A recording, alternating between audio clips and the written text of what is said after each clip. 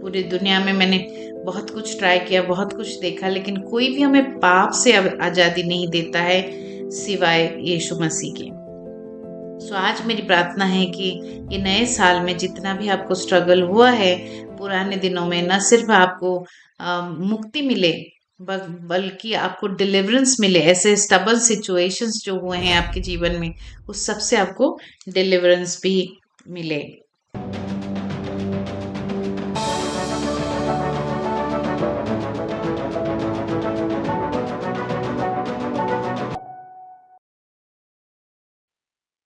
Victorious living के एक और एपिसोड में आपका स्वागत है। आज हम बात करने जा रहे हैं कि एंगर कैसे एक डिस्ट्रक्टिव फोर्स है जो हमारे कॉलिंग को, हमारे लाइफ की प्लान्स को, परमेश्वर के प्लान्स को डिस्ट्रॉय कर सकता है।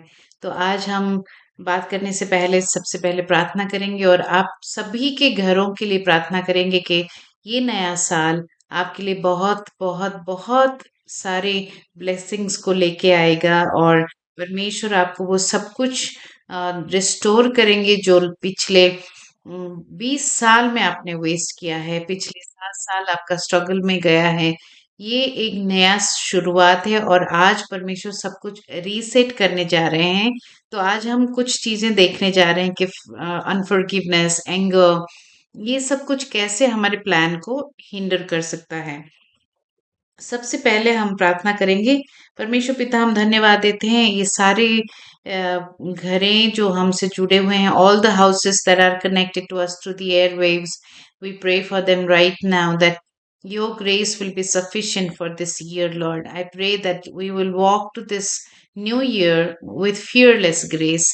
I thank you so much, Lord. We will be fearless and we will have the grace of God to have a great year ahead, and I pray for a productive year for everybody. परमेश्वर, मैं प्रार्थना करती हूँ कि हर एक इंसान जो मुझे देख रहे हैं उनका जीवन बहुत ही प्रोडक्टिव होगा इस साल। ये हमारी दुआ है। आगे का समय हम आपके हाथ में देते हैं। पवित्र आत्मा, हम प्रार्थना करते हैं कि आप हम सब से आज बातें करें।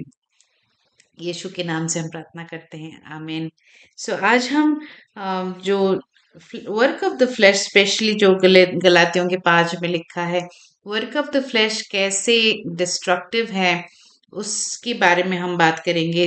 परमेश्वर ने प्रॉमिस लैंड हमारे लिए रखा है, लेकिन वचन में लिखा है कि अगर ये सब कुछ हम करेंगे तो हम वो प्रॉमिस लैंड में एंटर नहीं कर सकते। आगे बढ़ के हम वो स्क्रिप्चर को पढ़ेंगे, लेकिन उससे पहले हम जो साल्वेशन प्लान है परमेश्वर का, उसके बारे में थोड़ा बहुत बात करते हैं। Salvation is the very best thing God decided, and it is the will of God according to Ephesians chapter 1 verse 11. Salvation is the eternal purpose of God. अच्छा, साल्वेशन जो है, सेम वर्ड यूज हुआ है Bible में deliverance के लिए, यानी कि salvation and deliverance goes hand in hand. तो आज अगर आप कोई कठिनाई महसूस कर रहे हैं, कोई चैलेंज आप फेस कर रहे हैं, तो मेरी ये प्रेयर है आपके लिए कि आप उससे डिलीवरेंस आपको मिलेगा आने वाले कुछ ही मिनट्स में। जब हम बातें कर रहे हैं, हम देख रहे हैं परमेश्वर के वचन से, within that period of time, within that 20 minutes, I pray that you will receive your deliverance. Salvation is the eternal purpose of God, Ephesians chapter 3 verse 11 says, and it is the exclusive work of God. Isaiah 26 verse 12 says, Acts chapter 14 4 12, Philippians chapter 2 verse 13. आप ये सारे वचन को note करके आप मनन कर सकते हैं। The Bible clearly teaches that not everyone is going to be saved, because some people will outrightly deny God's salvation. Salvation is for everybody, but some people will deny salvation. Rejection of salvation, like they will deny the work of the cross. आपको मैं बता दूं कि हम पाप की वजह से हेल में नहीं जाएंगे। परमेश्वर पाप से नफरत करता है, लेकिन पापी से नफरत नहीं करता है। सो पाप की वजह से हम हेल में नहीं जाएंगे, लेकिन रिजेक्शन ऑफ क्राइस्ट की वजह से हम जाएंगे। So that is a dangerous place to be when we reject God's salvation. आपकी अच्छाई पे, आपकी कर्म पे salvation डिपेंड नहीं करता है, परमेश्वर की ग्रेस पे साल्वेशन डिपेंड करता है। जैसे हमने देखा है कि यावे यावे इज फाइनल रेवलेशन, यावे इज फाइनल रेवलेशन। हम जब बुक ऑफ रेवलेशन में पढ़ते हैं दैट यावे का जो इच्छा है वो आपके डिस्ट्रक्शन का नहीं है। अगर वो ऐसा होता तो वो अपने इकलौते पुत्र को क्यों देता, वो खुद क्यों आता इंसान के शरीर पे और हमारे लिए क्रूसिफाई होता। वो नहीं चाहता कि हम इटर्नली सेपरेट हों उससे या फिर हमें अपने पापों की सजा मिले। वो इसीलिए वो चाहता है कि हम इस सजा से बाहर आए। फर्स्ट थेसलोनियन चैप्टर 5 वर्स 9 में पढ़ रही हूँ।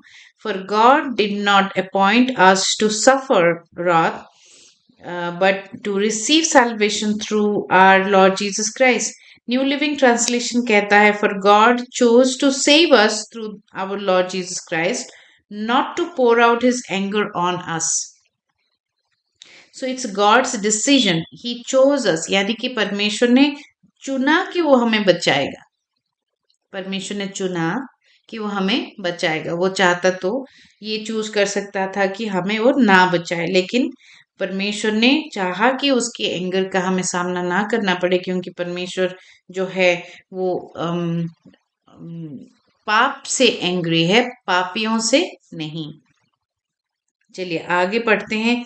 हम देखेंगे कि परमेश्वर का जो प्लान है, सल्वेशन प्लान जो है, वो कैसे एग्जीक्यूट उन्होंने किया। परमेश्वर का जो सल्वेशन प्लान है ये फिर से मैं आपको याद दिलाऊंगी। सल्वेशन जो वर्ड यूज हुआ है वो सेम वर्ड डिलीवरेंस के लिए यूज हुआ है। तो मेरी ये दुआ है कि आपको इस साल जितने भी तकलीफ हुआ है, लास्ट ईयर जिसने भी स्ट्रगल हुआ है, इस साल आपको उस सब से डिलीवरेंस मिले। Romans chapter 3 verse 23 says all have sinned and fallen short of the glory of God. यानी कि ऐसा कोई भी नहीं कह सकता है कि मैंने पाप नहीं किया। But Romans chapter 5 verse 8 says God so shows his love for us in that while we were still sinners, Christ died for us. God did not wait for you to be perfect.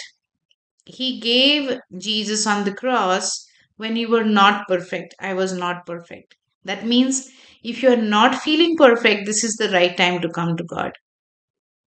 अगर आप ये महसूस कर रहे हैं कि आप सही नहीं चल रहे हैं परमेश्वर के साथ, चाहे आप बिलीवर हैं या नहीं हैं, अगर आपको लगता है कि आप पापी हैं, आपने कुछ गलत किया है, और यही सही समय है, आप परमेश्वर के पास आ सकते हैं। But God shows his love for us in that while we were still sinners, Christ died for us. John 14 verse 6 says, Jesus said to him, I am the way and the truth and the life. No one comes to the Father except through me, because Jesus is the bridge that connects the mankind and God. John chapter 3 verse 16, for God so loved the world that he gave his only son, that whosoever believes in him should not perish but have eternal life. Romans chapter 6 verse 23 says, for the wages of sin is death.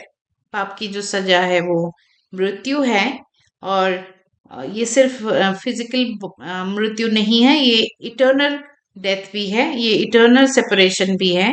But the gift free gift of God is eternal life in Christ Jesus our Lord. Free, it's a free gift.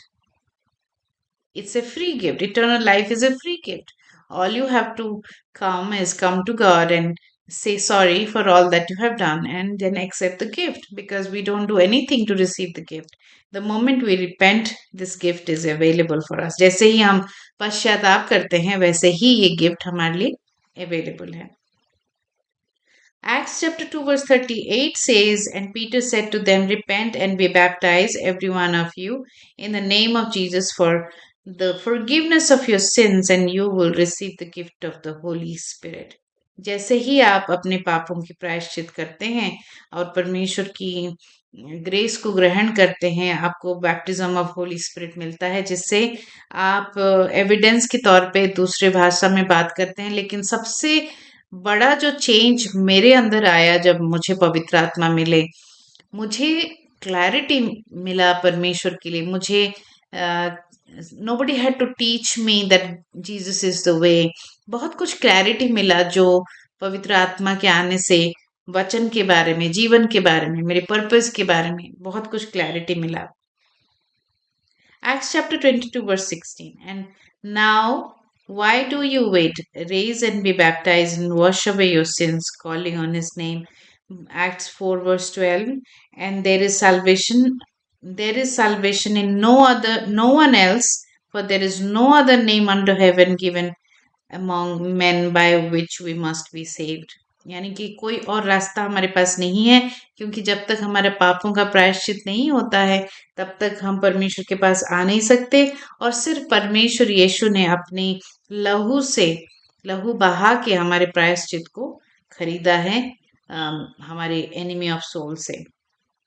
John 8 का 24 कहता है, I told you that you would die in your sin, for unless you believe that I am he who unless that you believe that I am he, you will die in your sin.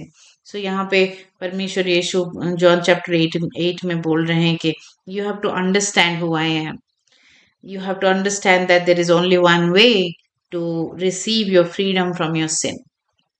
पूरी दुनिया में मैंने बहुत कुछ try किया, बहुत कुछ देखा, लेकिन कोई भी हमें पाप से आजादी नहीं देता है सिवाय यीशु मसीह के।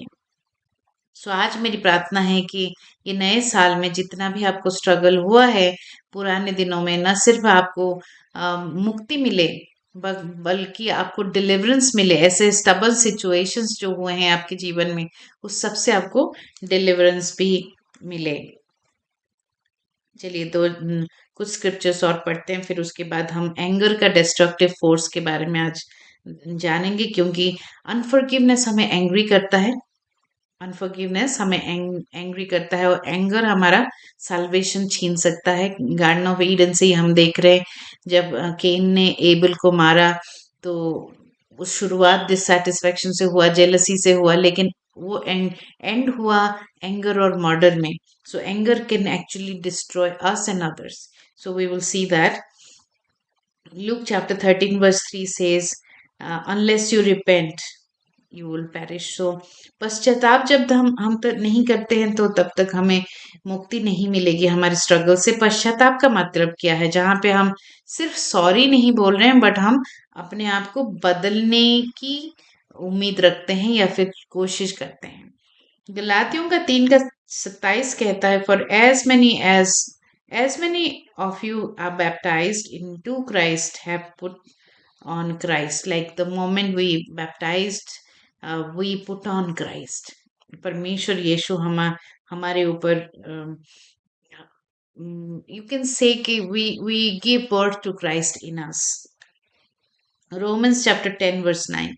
Because if you confess with your mouth that Jesus is Lord and believe in your heart that God has raised him from the dead, you will be saved. यानी कि जब तक हम अपने मुख से कन्फेस नहीं करते। क्यों कन्फेशन इंपॉर्टेंट है?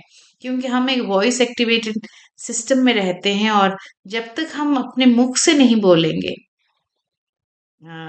कि आई एम सॉरी, जब तक हम मुख से नहीं बोलेंगे that I want to change, and तब तक हम मुख से नहीं बोलेंगे कि परमेश्वर आप मेरे जीवन में आए, मेरे जीवन का बागडोर आप संभालें, ये दिल, ये जो जीवन है मैं आपको देता हूं, तब तक परमेश्वर चेंजेस नहीं लाएंगे, क्योंकि God will never override your will. परमेश्वर चाहते हैं कि हम अपने मुख से कन्फेस करके उनको बागडोर संभालने के लिए बोलें और उनको अलाउ करें कि वो आके हमारे जीवन को बदलें।